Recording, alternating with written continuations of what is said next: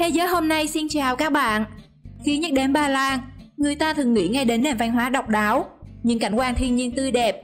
Tuy nhiên, tại đất nước này cũng tồn tại nhiều điều kỳ lạ mà nếu chỉ tìm hiểu qua sách báo, bạn sẽ không khi nào biết được. Như việc bạn dễ dàng nhầm lẫn nhà vệ sinh bởi những ký hiệu chẳng giống ai tại nơi này, hay có những ngày mà phụ nữ đi đến đâu cũng phải bị người khác tạt nước lên người. Đây cũng là đất nước có những điều luật hà khác về việc phá thai. Chưa kể đất nước này có những cánh rừng kỳ lạ tự uốn cong một cách bí ẩn, truyền thống ném búp bê tâm linh. Nếu bạn còn chưa biết gì về đất nước này, hãy cùng Thế giới hôm nay tìm hiểu về 15 điều kỳ lạ ở Ba Lan, khác biệt nhất trên thế giới nhé. 15. Rừng uốn cong. Thông thường những cái cây trong các cánh rừng vì muốn vươn tới nơi có nhiều ánh sáng mà thân cây lúc nào cũng hướng thẳng lên cao. Thế nhưng tại khu rừng Kzywilas gần thị trấn Gryfino, phía tây Ba Lan lại xuất hiện một hiện tượng kỳ bí. Tất cả những cây thông nơi đây đều bị uốn cong một cách rất đồng đều. Phần thân của 400 cây thông nơi đây đều phải uốn cong theo hình chữ C trước khi vươn thẳng lên cao. Giới khoa học đã từng nhiều lần đến đây để nghiên cứu, nhưng lại không thu được kết quả gì, vì chẳng có một cái cây tự nhiên nào lại có thể mọc một cách kỳ dị đến thế. Theo nhiều thuyết âm mưu, người ta cho rằng những cái cây bị cong là do những người phụ nữ đã ngồi lên. Sức ép từ cân nặng đã khiến nó trở nên cong vòng. Còn theo bạn thì tại sao những cây thông này lại cong? Chia sẻ cho mọi người biết nhé.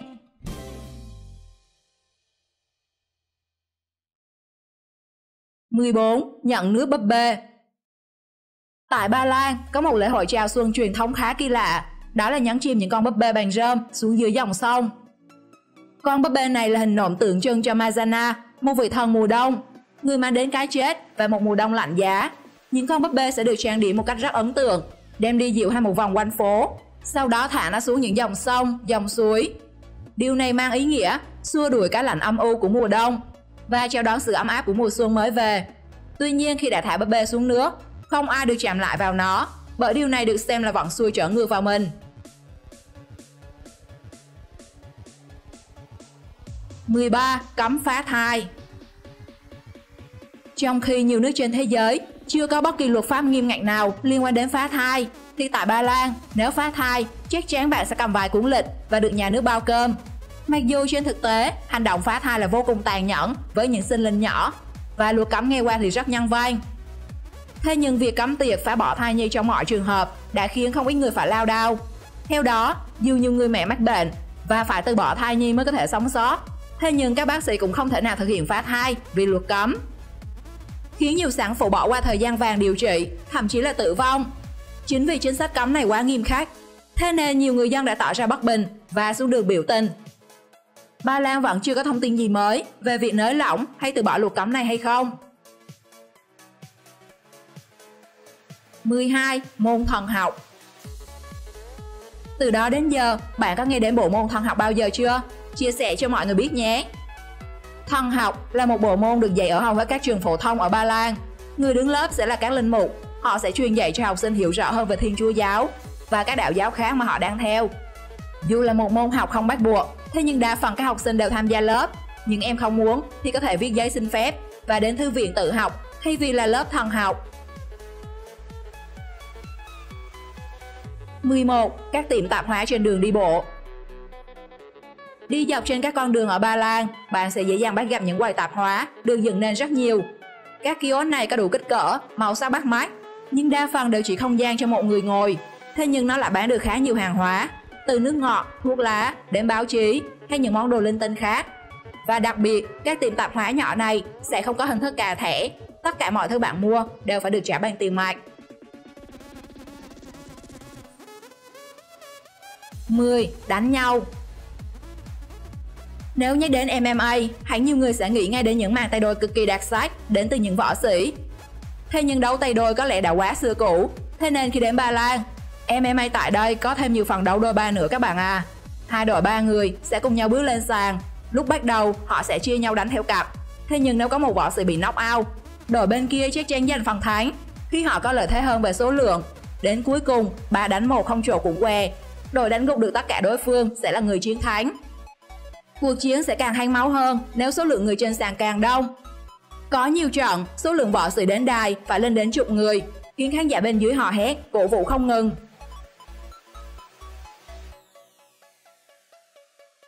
9. Bánh mì. Ở Ba Lan, người ta sử dụng bánh mì trong các bữa ăn. Thế nhưng ăn bánh mì ở Ba Lan nó lạ lắm các bạn. Thay vì như Việt Nam, các phần topping sẽ được nhồi vào trong bánh mì và kẹp ăn, thì tại đất nước này, các vị đầu bếp sẽ cắt chúng thành khoanh, vết lên trên đó các loại bơ, phô mai, pate, sau đó cho topping lên trên như pizza và trang trí chúng không khác gì những chiếc bánh ngọt đầy màu sắc. Những chiếc bánh như thế này sẽ được gọi là kanapka hay kanapki để chỉ số nhiều. Người Ba Lan sẽ làm món này cho bữa sáng hoặc bữa tối. Và nếu không cắt khoanh tròn, họ có thể để một nửa ổ bánh mì dài và gọi nó là zapiekanka, pizza Ba Lan.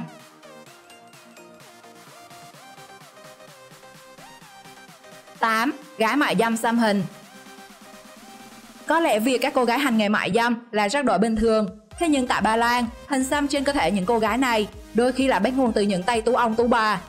Nó như kiểu họ được đánh dấu chủ quyền thuộc sở hữu của những nhà thổ, của những người dẫn dắt họ, thậm chí là thể hiện lòng trung thành của những cô gái. Những hình xăm sẽ được xăm dọc trên cơ thể của những cô gái, đặc biệt là hai bên xương sườn và chân. Đặc biệt, chỉ những cô gái trung thành, phục vụ khách hàng nhiệt tình nhất mới được chủ nhân ưu ái tặng cho những hình xăm này.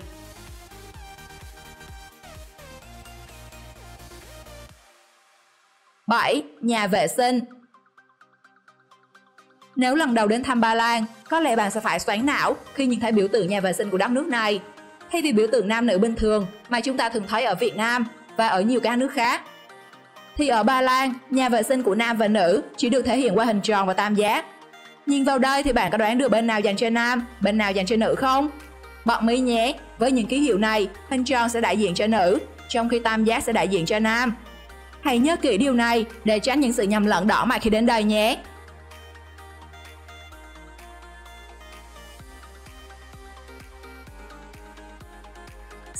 Ngôi nhà kỳ lạ.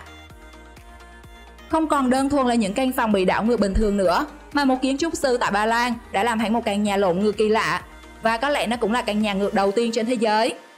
Nằm ở ngôi làng nhỏ Zimpark ở miền Bắc Ba Lan, căn nhà đã thu hút hàng ngàn người hiếu kỳ đến tham quan. Không chỉ bề ngoài mà trong căn nhà mọi thứ cũng hoàn toàn bị đảo ngược, duy chỉ có một số thứ như cầu thang là đúng chiều để du khách có thể đi lên trên. Không chỉ có ngôi nhà lộn ngược này, Ba Lan còn có một ngôi nhà như bước ra từ truyện cổ tích, nằm trên một cao nguyên ở Ba Lan. Căn nhà được dựng nên hoàn toàn bằng gỗ, không có lấy một cây đinh đóng vào. Các chi tiết của căn nhà đều được chạm khắc thủ công. Phần mái nhà được thiết kế uốn lượn, tạo nên một sự ảo diệu thu hút người xem.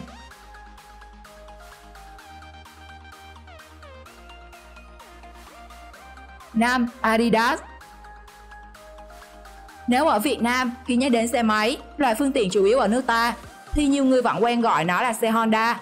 Mặc dù các chiếc xe rõ ràng là đến từ những thương hiệu khác như Yamaha, Suzuki, v.v.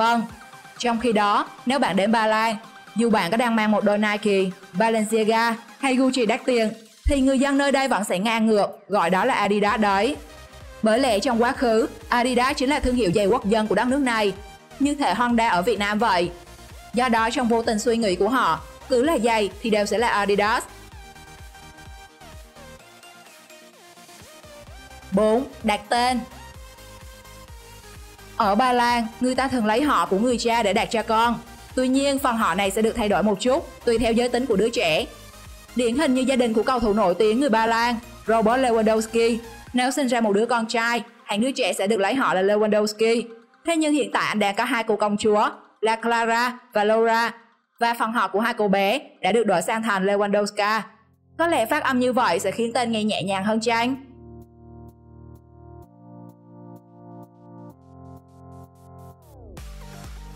3. Cổng xuyên không. Bạn có tin cổng xuyên không có tồn tại?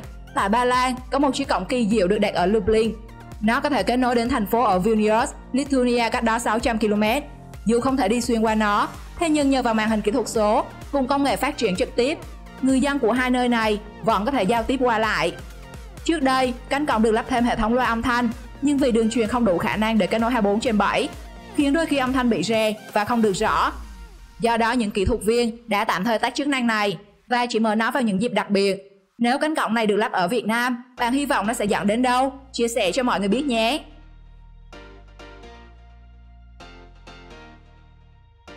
2. Ozepini. Trong các hôn lễ tại Ba Lan, bên cạnh phần hôn lễ của cặp đôi vàng, thì đám cưới ở đất nước này còn có một phần khá hấp dẫn. Đó là trò chơi cặp đôi trong đám cưới, hay còn gọi là Ozepini. Theo đó, các nam thanh nữ tú sẽ bắt cặp với nhau, và theo hiệu lệnh của người quản trò, họ sẽ làm theo các yêu cầu như không được chạm chân xuống đất, nam chạm chân, nữ chống tay chẳng hạn. Trò chơi này sẽ thể hiện sự ăn ý của các cặp đôi, cũng như dịp để các anh trai thể hiện bản lĩnh của mình. Thì luôn có những tình huống oái am từ MC, như nữ không được chạm đất, còn nam thì không chạm tay chạm chân, khiến nhiều anh phải đổ mồ hôi hột, không biết sau trò chơi tình cảm của các anh sẽ nở hoa hay rơi vào bế tắc nữa.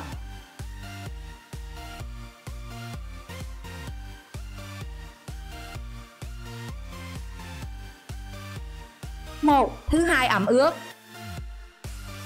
Nói ẩm ướt thì có lẽ hơi nhẹ, phải đúng hơn là ướt như chuột lột luôn đấy. Đây là một trong những truyền thống lâu đời của người dân Ba Lan. Vào thứ hai của lễ phục sinh, từ sáng tinh mơ, khi các nàng còn đang say giấc, thì các chàng trai đã lẻn vào phòng họ đánh thức, nhưng không phải bằng một nụ hôn hay cách lãng mạn nào đó, mà là cả một xô nước lạnh. Sau đó trong cả một ngày, các cô gái đi trên đường tới đâu, các chàng trai cũng sẽ xách thùng, khiêng chậu, tạt nước tới đó. Cách thức này được ví như lễ rửa tội cho các cô nàng. Và những người càng được tạt nước nhiều, càng ướt nhiều thì được cho là sẽ cưới càng sớm. Và tất nhiên, không thể để các nàng chịu ướt một mình, ngày thứ ba sẽ là ngày cho các anh đấy. Bạn ấn tượng nhất về điều gì tại Ba Lan? Hãy comment xuống dưới cho mọi người biết nhé. Nhớ đăng ký và nhấn chuông để cập nhật thêm nhiều video hấp dẫn từ thế giới hôm nay. Chào tạm biệt và hẹn gặp lại!